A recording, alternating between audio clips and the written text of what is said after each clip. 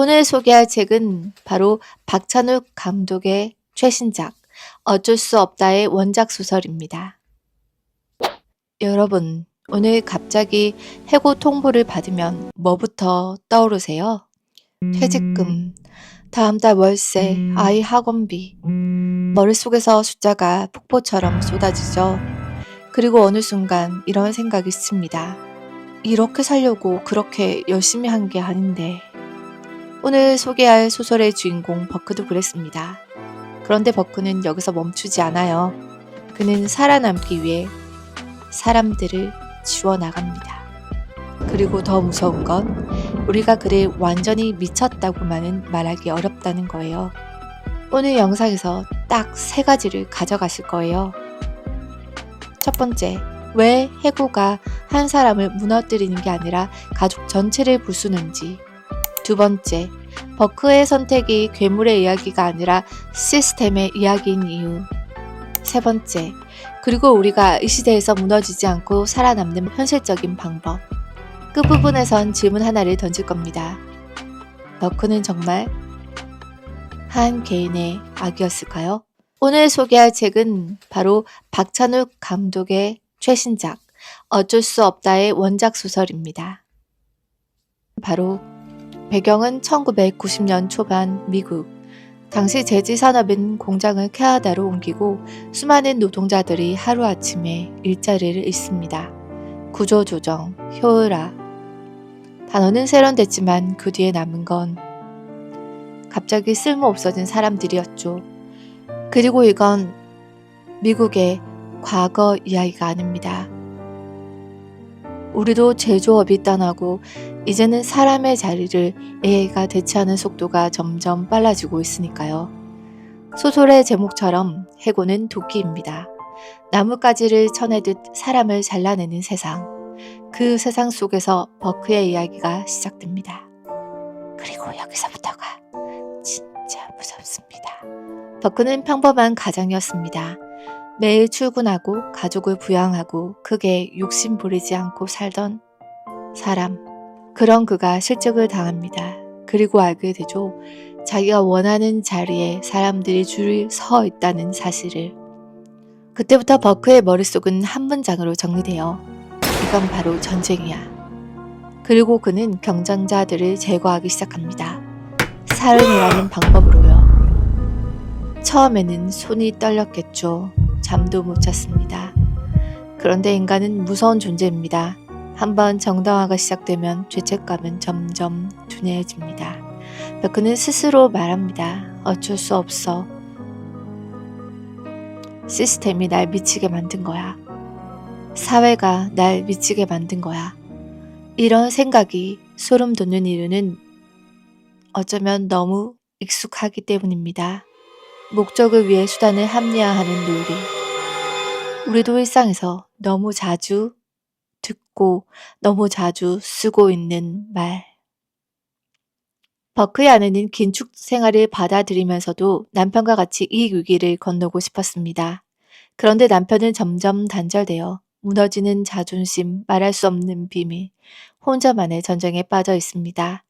그리고 아내는 가장 가까운 사람에게서 가장 먼저 외면당합니다. 내가 뭘 잘못했나? 내가 부족한가? 가난은 돈만 가져가지 않아요. 대화도, 신뢰도, 온기도 같이 가져갑니다.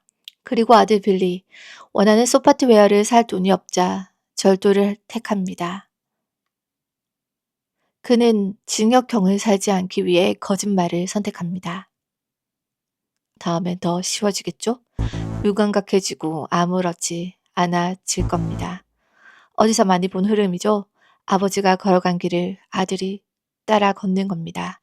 이건 한 집안의 비극이 아닙니다. 시스템이 한 사람을 부수면 그 균열이 가족 전체로 퍼지는 방식. 소설은 그걸 아주 냉정하게 보여줘요. 그리고 여기서 질문 하나. 버크만 악인일까요? 이 질문은 다음 파트에서 더 잔인해집니다. 버크의 이야기가 1990년대 초반 미국으로 끝났다면 그냥 흥미로운 스릴러였겠죠. 하지만 최근 박찬욱 감독이 이 이야기를 주목하고 영화를 만든 데는 커다란 메시지가 존재합니다. 오늘 갑자기 해고 통보를 받은 사람, 수십 곳에 이력서를 넣었는데 아무 연락도 없는 사람, 회사에서 AI가 더 낫네 라는 말을 직접 들은 사람. 우리는 이걸 시대의 흐름이라고들 부릅니다. 어쩔 수 없다고 말하죠. 그런데 진짜 어쩔 수 없는 걸까요? 나무를 도끼로 가지치기 할 때 나무에게 양해를 구하지 않습니다. 지금 기업과 시스템이 사람을 대하는 방식도 비슷합니다. 효율, 성과, 최적화. 그 말 아래에서 사람은 도구가 되어버리고 쓸모가 닿으면 잘립니다. 여기서 저는 이렇게 묻고 싶어요. 버크를 살인마라고만 비난하기 전에 그를 그 자리로 몰아넣은 이 사회 시스템은 버크와 무엇이 다른 건지. 세련된 언어를 쓸 뿐, 더 높은 자리에서 결정할 뿐, 목적을 위해 사람을 지워내는 방식은 닮아 있지 않나요? 그래서 이 소설이 무겁습니다. 이토록 무서운 것입니다. 괴물이 등장하지 않아도 우리는 더욱더 소름 끼치게 두렵습니다.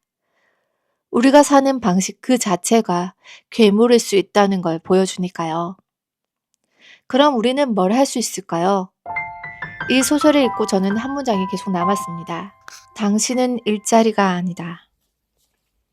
그리고 우리는 조금 더 느리게 가도 되지 않을까. 조금 덜 생산적이어도 조금 덜 효율적이어도 한 사람 한 사람이 그 자리에 존재할 수 있는 사회. 사람이 도구가 아닌 사람 그 자체가, 그 존재 자체가 가치로서 발휘될 수 있는 사회. 물론 자본주의가 효율을 추구하는 건 이해합니다. 하지만 어떤 가치보다 먼저 해야 하는 건 사람이지 않을까요? 그래서 저는 이 책을 이렇게 읽었습니다. 내가 지금 도끼 앞에 서 있다면 최소한 내 마음까지 잘리게 두진 말자. 가치가 성과로만 계산되는 곳에서 나의 가치를 한 가지로 고정하지 말자. 가족 안에서라도 돈 때문에 대화가 끊기지 않게 하자. 오늘 영상 끝나고 한 가지만 해보세요. 내가 불안할 때 가장 먼저 하는 행동이 뭔지 적어보는 거예요. 그걸 알면 다음 선택이 달라집니다. 여러분은 이 소설 속 버크가 이해되시나요? 한번 댓글로 말씀 나눠보면 좋을 것 같아요. 저는 솔직히 조금은 이해가 됐습니다.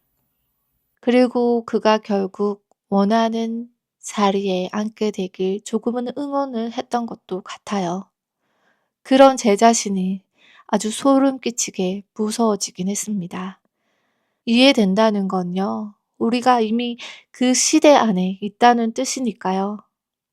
하지만 극단적으로 누군가를 살인하고 지워버리는 그의 행동이 용서받을 수 있다고는 생각하지 않습니다. 절대 그런 일은 일어나서는 안 되는 일이기도 하고요. 댓글로 꼭 남겨주세요. 버크는 악인인가요? 시스템의 희생자인가요? 그리고 여러분이 생각하는 마치 도끼의 목이 잘린 듯한 그런 순간은 언제였는지도요. 다음 영상에서는 이 시대의 불안을 다루는 책을 한 권 더 가져오겠습니다. 불안이 습관이 되지 않게 만드는 방법을 같이 이야기해 볼게요. 지금까지 하나의 서재였습니다.